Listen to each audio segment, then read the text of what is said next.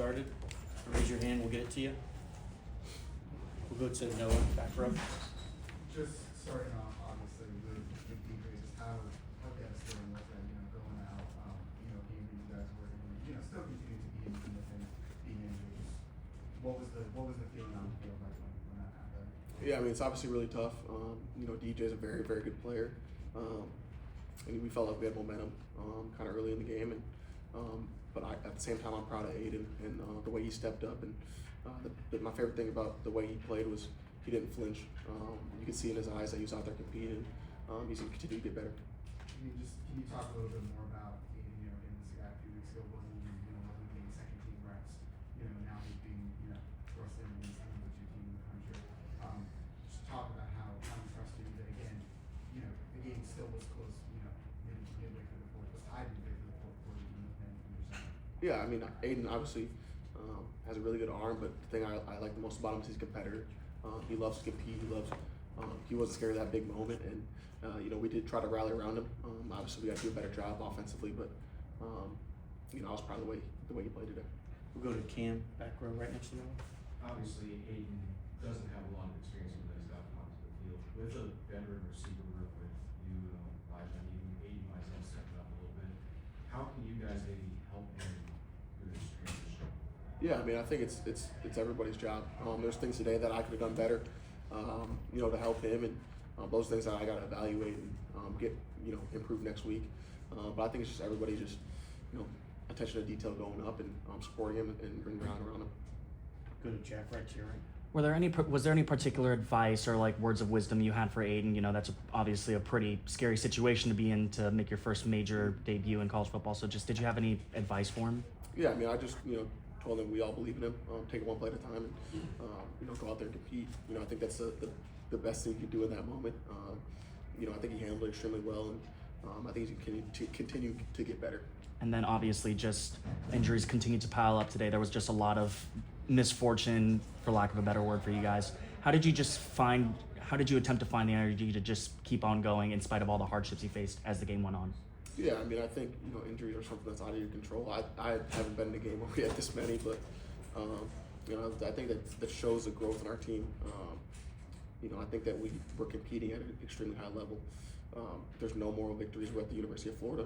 We're not saying that, but, I think this team's taking steps in the right direction, and, that's something that, we can kind of be proud of and continue to, move forward with. Go to Lauren, third row, right in front. Jim, just looking at a game like this, the Florida-Georgia rivalry, obviously reasons you come to Florida to playing games like this, but how does this compare to playing for the Axe, and rivalry games and things like that, just the comparison between the two? It was a unique experience. I think that it was definitely really special. Stadiums put down the middle. Fans, obviously we have amazing fans at Florida. And, I'm appreciative that I had this moment, and obviously wish there was a different end result, but all we can do is keep getting better and move forward. Did you find yourself taking the time to take it in, or was it all about business? A little bit, but once you're in the game, it's kind of just trying to execute at the highest level you can. Go to Zach, first row to your left, and then Matt, lower row behind him. What was the mood like in the locker room afterwards, and how do you guys just move forward from here? Yeah, I mean, obviously we're disappointed. I felt like we had opportunities at the end of the game that we kind of just didn't capitalize on.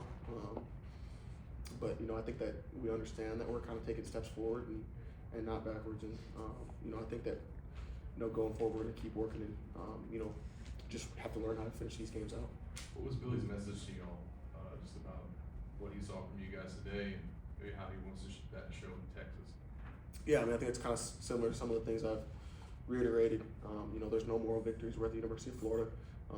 Our team's competing at a really high level right now, and the way that we responded to some of the adversity that we had was something that was kind of shows the character of our team, and I think that's going to be huge having that as we go forward through the season.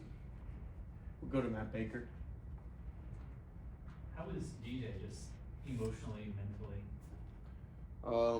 I mean, I only got to talk to him for a little bit, but obviously, the injury like that, you're a little upset, but he's got a great family. He's got a lot of teammates around him supporting him, so I know he's going to be more than fine.